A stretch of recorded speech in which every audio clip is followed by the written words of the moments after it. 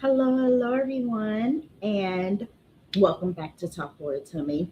So, I did the Blade review last night, and the entire review I was muted. I think a few sections I wasn't muted, but majority of the sections I was muted, and didn't realize that until I went back to go listen to myself. And I'm like, why am I muted? So, yeah, I was muted. I'm so sorry, but um today, we are going to be stepping back into the late 90s to talk about a movie that completely changed the way people look at comic book adaptations. A movie that brought vampires back into the spotlight, a movie that gave us one of the coolest vampire hunters in movie history. Today, I'm going to be reviewing Blade. And I'm giving this a perfect 10 out of 10. Of course, why wouldn't I? Now, Blade is one of those movies that I feel does not get enough credit. When people talk about superhero movies, they usually mean like big franchise that come later. But before all of that, there was Blade. And this movie showed audience that comic book movies could be dark, violent, and stylish and aimed for adults. It it gave us an incredible lead character, amazing action scenes in a world filled with vampires that felt dangerous. Before we get into this review will contain spoilers. So if you haven't watched Blade, go watch it first and come back. Now let's talk about why I gave this perfect movie a 10 out of 10. So before we get into the review, I want to show you all the trailer for Blade.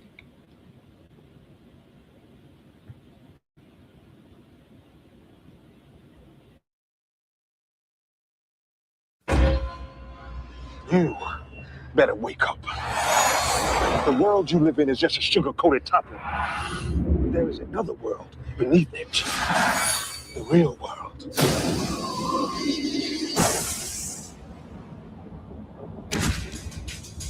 For thousands of years, they have existed among us. You keep your eyes open. They're everywhere. Chances are you've seen them yourself and didn't know it. A secret nation Our livelihood depends on our ability to blend in. with a lust for power. We should be ruling the humans. These people are our food. They've got their claws into everything. Politics, finance, real estate. There's a war going on out there. You mix the weapons. I use them. Now, one will lead them to conquer mankind, and one will try to stop him dead. There are worse things out tonight than vampires. Like what? Like me. Half human, Blade's mother was attacked by a vampire while she was pregnant. half immortal. You got the best of both worlds. All our strengths, none of our weaknesses. He is their greatest fear and our only hope. It's not all vampires.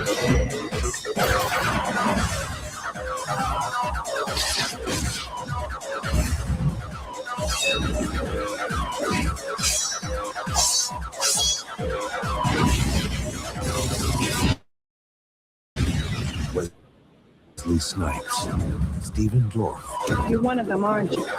No, I'm something else.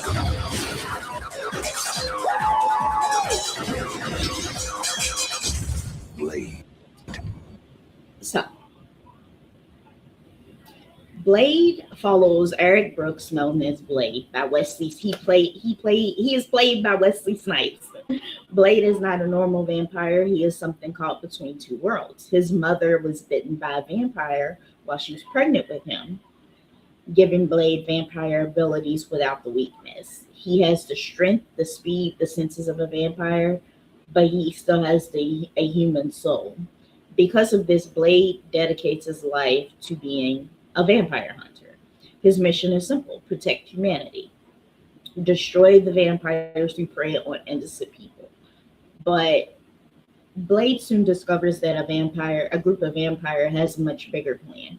They are trying to awaken an ancient vampire god known as La Marega, and they need Blade's special blood to complete their plan. So Wesley Snipes as Blade. Let's talk about Wesley Snipes' skills or Yeah, him being in this movie. There is no other Blade that can replace Blade. As nobody can replace Wesley Snipes as Blade. Nobody. They tried, it has flopped.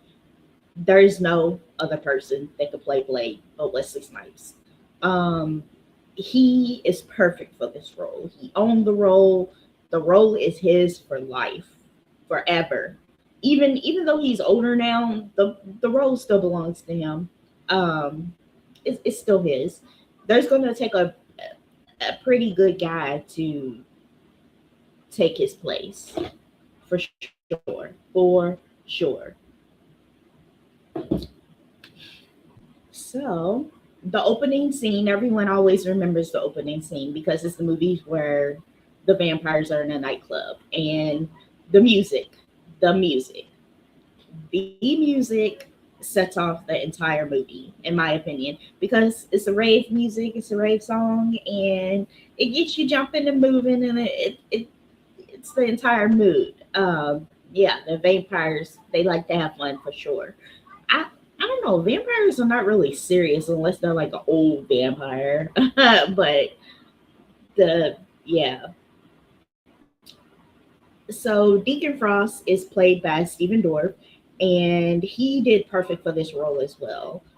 He's good at playing a villain, in my opinion. He's been a villain in a lot of movies, and he did his role very very well. Deacon Frost is someone who has a goal. He wants power. He wants respect. He's more, if you can see how he is compared to the other vampires when they are up on his rooftop, he is more of the thinker, more of the logical vampire, he's more of the leader, in my opinion. All the rest of them are like having fun, bite people, laughing, joking around and stuff. And he's just more serious. He's more on a track of a goal he's trying to complete. And that's what Steven did. Like he made Deacon Frost. Like Deacon Frost made him. Like he was meant for that role, in my opinion. And the Whistler. So the Whistler is Blade's partner, and he's like Blade's family. He helped create Blade's weapons. He trains him. He keeps him focused. And Chris Christopherson, Chris Tofferson, I do not know how to pronounce his last name. I'm terrible at this, but he did a great job as Whistler. He was a bit older, so him moving faster like Blade and like the girl, he didn't really move fast, but he was a good shot. But yeah, he was still good. The horror elements of the movie is vampires are not romanticized in this movie. They are monsters. They feed on humans. They're violent. They're dangerous. This is not like one of those vampire movies where the vampire is like, oh my goodness, he's so dreamy. Not like that. Probably Stephen Dorff, he was dreamy in this movie as a vampire, but they're not focusing on that. The good battle between Stephen Dorff's character, Deacon, and Blade, that was a great fight. That was a great fight. A really great fight. Because by then Deacon had reached his powers, had his powers and stuff, so it was harder to fight him. So Blade definitely showed him some love that time. Showed him some Blade love. So why I rated this a 10 out of 10 is because it had an amazing main character, Blade. I'm a huge fan of Blade. I have a few comic books of Blade. They're still wrapped in plastic, but I have a few comic books of Blade. A great action scenes, memorable villain, a unique vampire world, incredible style, a perfect balance of horror and action. And a lot of people was like, well, this is not a horror movie. Yeah, it is. It is. I had this debate with someone. It's still horror. But in my opinion, this is a top vampire movie for me. I don't know if it is for you, but for me, this is like number one vampire movie for me. And it is one of the best comic book adaptations, in my opinion, that has ever been created. And because Wesley Snipes made it a memorable performance, he really did. He was great, as excellent as Blade. He was excellent as Blade. But that's just my opinion. So now I want to hear from my listeners. Have you seen Blade? Do you think Wesley Snipes is a perfect Blade?